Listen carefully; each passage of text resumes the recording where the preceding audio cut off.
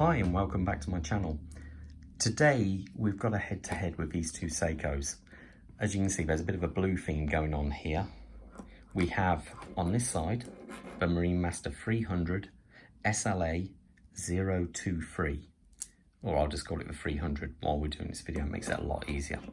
Now on this side we have the SBDC 065, but internationally it's known as the SPB083 Great Blue Hole. It's basically a Marine Master 200 special edition with a jazzed up dial and second strap. Now, let's start off with the dial on these watches. The dial on the Great Blue Hole is what makes this watch, really. I say, the normal watch, I think it retails for around about $750, I think, in the UK or thereabouts. And this one, its RRP is $999. And the dial just makes it. That's the only real difference in the actual watch.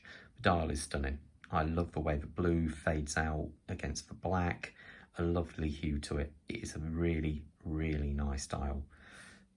Now, if we switch over to the 300, the 300 has a more precise looking dial, but there again, this watch does retail for £2,800.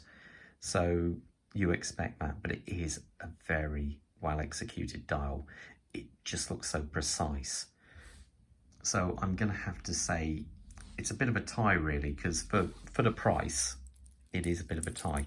The handset on the 200 is the generic mid-range Seiko handset. Nothing particularly wrong with it, but it's not everyone's cup of tea. But one thing I do like is the fact that the minute hand is really long. I'm one of these guys who likes to set a watch exactly, and it drives me mad if it doesn't line up with the minute marker. So I find with this, it is really good. The Marine Master 300 has got an amazing set of hands. I would say completely, utterly in a different league. They've got a lovely, I don't know how close I can get in there, they've got a nice bit of polishing on the outside, brushed on the inside. You have the different coloured second hand. It just, yeah, these hands are amazing. In fact, you get a lot of people replacing these hands on this watch. So another thing I've just noticed as well is when you, I think the polishing around the actual minute markers looks to be a little bit better on the 300 than the 200. So next, the crystal on both watches is a sapphire crystal with AR coating. The difference being that on the 200 is flat, on the 300 it is domed. The bezel is an aluminium bezel on this, but I believe it's been lacquered. It looks like it's got lacquer around it, and it has a pip, an luminous pip at 12 o'clock. It's perfectly okay, and at the price point, not a problem.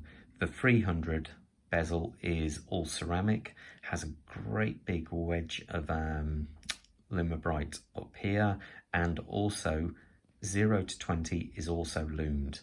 It is a much better actual bezel insert.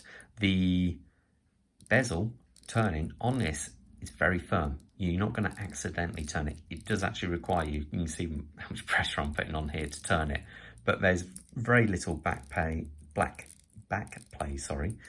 and it is very positive. Whereas the 300 is really, really nice. It just feels so silky smooth. It's got a really nice, not much back play, a little bit. Every second click you get a little bit more back play than the first, and lines up perfectly as you would expect a watch of this value to do. So you're not going to beat this one. Now, next we come to, we might as well talk about the movement. In this, it's the 6R15. It's basically a step up from the 4R36, but where it's been fettled. It has a different mainspring, so I believe it's a 23 joule with 50-hour power reserve, and it has 6 beats per second. whereas the 300 has the 8L35, which is a very nice movement. It's basically it's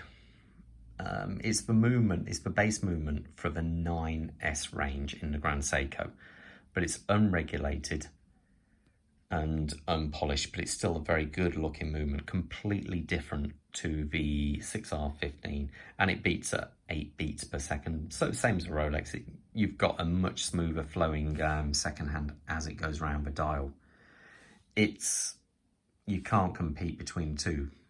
This is a really high quality movement, but actual for timekeeping, at the minute, there's hardly anything between them. When they're on the wrist, both watches are about 3 to 4 seconds a day, but, and I do say, but this watch could be a lot better. So this movement is far superior, but I would like to see it regulated. But, and I say that again, it makes it incredibly hard, because what topic we're going on to next is the case design. Being that this is a monoblock case, I can't get to the movement without special tools taking it from the front, so I can't actually regulate this watch myself. I would have to send it off, which is a bit of a shame. The actual case on this is, it's 15.3 thick, and it's also 50 mil lug to lug, same as the 200, but the 200 is thinner. It has this lovely case design.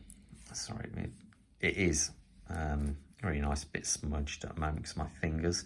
The mirror polish from Suatsu Finishing is amazing. Both watches have it, and it is a mirror-like. The difference here, you have a flat going along with, like a flat spine going along, which has been brushed, drilled lugs.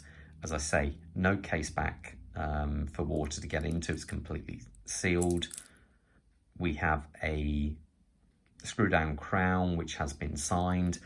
The screw down crown on this is smoother and easier to operate than what it is on 200. So that's that one there. And the 200 here, very similar style. Oh, both watches have dye shield, which is basically a surface treatment. So it makes the steel a little bit harder.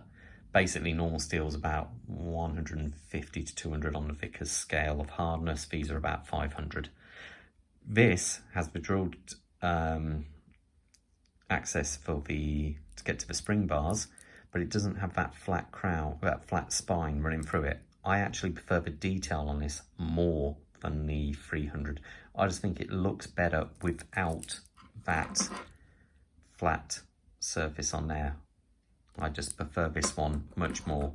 Both the crowns are at 4 o'clock. I say both screw down, but I do prefer this case much more than the 300. Now, the bracelet wise, I like this bracelet. It's pin and collar, as on both watches, but this one, it just suits the watch far better. This one here is a little bit more elaborate, but we have brush and polish sections on the center. Pin and collar again, both 20 mil, but it's just a little bit, the links seem to be too long. I can't get this as comfortable as this one here, so I do actually prefer that one more. And now I'm going to get to a big negative. Both watches have solid end links, but why on earth they got these great big rounded solid end links which do not match the watch in any way, shape or form? You have this lovely polished center coming around here, and then a round center link, end link, which makes no sense. And look at this, the play. That is completely unacceptable on a watch which costs almost £3,000. It is absolutely atrocious. I don't wear this watch on this bracelet. I think the bracelet is garbage. I had to buy a strap code one because the simple fact is they're better quality. This I'm not impressed with at all. The end links are appalling. Now, the 200 is better. There's still been movement. That side, 0. zero movement, and it doesn't open up like the 300. I'm sorry, Seiko, but that price, please make a better set of end links. And when it comes to the clasp on this is a milled out center, folded steel at the base. Standard affair, you've got 4 levels of micro adjustment, fold over safety, and a die link extension, which isn't the best, but it does work. So fold that out. Now the clasp on the 300 is much more interesting. It's all folded steel, milled out here though. You've got 4 levels of adjustment, but as we all know, the Marine Master has this lovely trick where you press that, it hits that pin there, lifts that up, and then you get all this micro adjustment. And I do find I use that sometimes in the afternoon if your wrist's expanded a little bit, whether you can open it up a little bit, which is nice. But there is a downside to this adjustment, and that's when you look at both watches here. If I close this, there's a big difference when it comes to the thickness. Not everyone likes this, some people get rid of it. So there you go on that one. Now let's actually put these on my wrist so you get an idea of how they look. By way of comparison, this Rolex here is the entry-level Rolex, and this is what you pay for. See the difference in end links here?